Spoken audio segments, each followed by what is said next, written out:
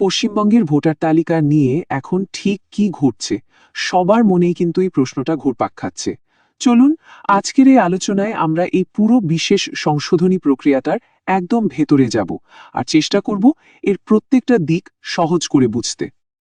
তো একেবারে মূল প্রশ্নটা দিয়ে শুরু করা যাক, যেটা নিয়ে এখন গোটা রাজ্য তোলপাড়।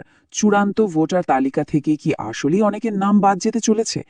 সত্যি বলতে কি, নির্বাচন কমিশনের সাম্প্রতিক কিছু পদক্ষেপে এই আশঙ্কাটা কিন্তু আরও বাড়ছে।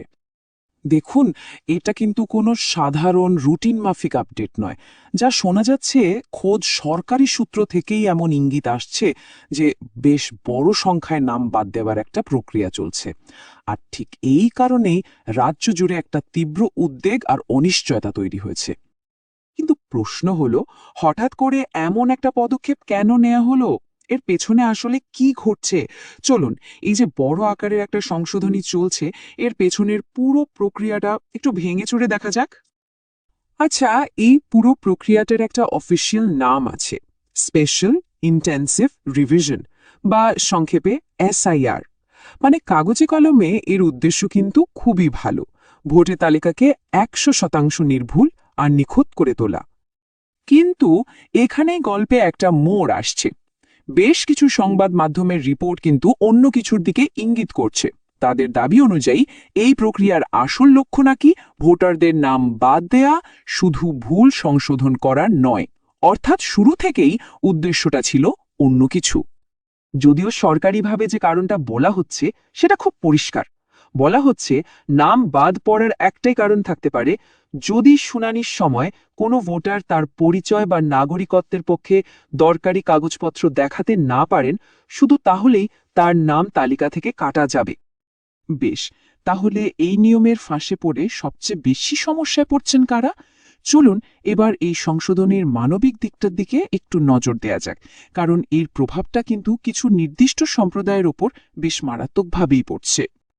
বিভিন্ন সূত্র থেকে যা জানা যাচ্ছে, তাতে সবচেয়ে বেশি ঝুঁকির মুখে আছেন আদিবাসী সম্প্রদায়ের মানুষ, চা বাগানের শ্রমিক আর বন্যা কবলিত এলাকার বাসিন্দারা।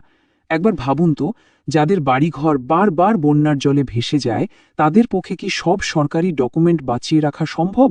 আর ঠিক এই কারণেই আজ তারা সবচেয়ে বেশি বিপদে। আর এই পুরো প্রক্রিয়াটার ফল যে কতটা ভয়ঙ্কর হতে পারে, তার প্রমাণ হলো এই সংখ্যাটা। নাম বাদ পড়ার ভয় আর শুনানির চাপ এতটাই বেশি হয়ে উঠেছে যে এর কারণে রাজ্যে এর মধ্যেই চারজন মানুষের মৃত্যু হয়েছে বলে খবর। এই টেবিলটা সেই মর্মান্তিক ঘটনাগুলোর কথাই বলছে।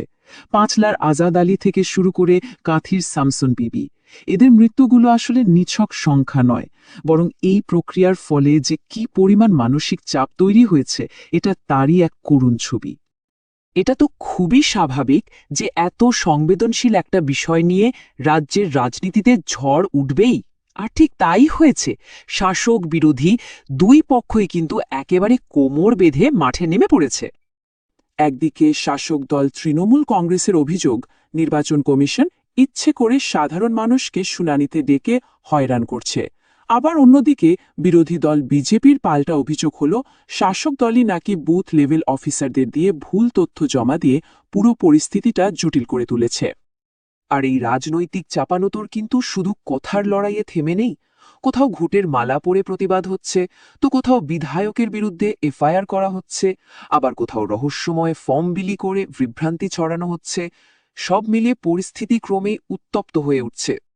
বেশ, এই চরম অনিশ্চয়তা আর রাজনৈতিক হইচইয়ের মধ্যে একজন সাধারণ মানুষের কি করণীয়? ধরুন কারো কাছে শুনানির জন্য নোটিশ এলো, তাহলে ঠিক কি করতে হবে? এক্ষেত্রে তিনটে ধাপ কিন্তু খুব গুরুত্বপূর্ণ। প্রথমত, শুনানির দিন অবশ্যই হাজিরা দিতে হবে।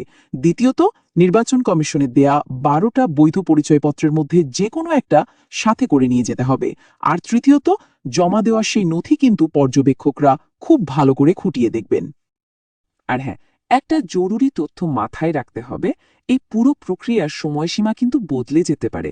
শুনানির শেষ তারিখ যদি বাড়ানো হয়, তাহলে ফাইনাল ভোটার লিস্ট বেরোতেও দেরি হতে পারে। তাই পুরো বিষয়টার উপর কিন্তু নজর রাখতে হবে।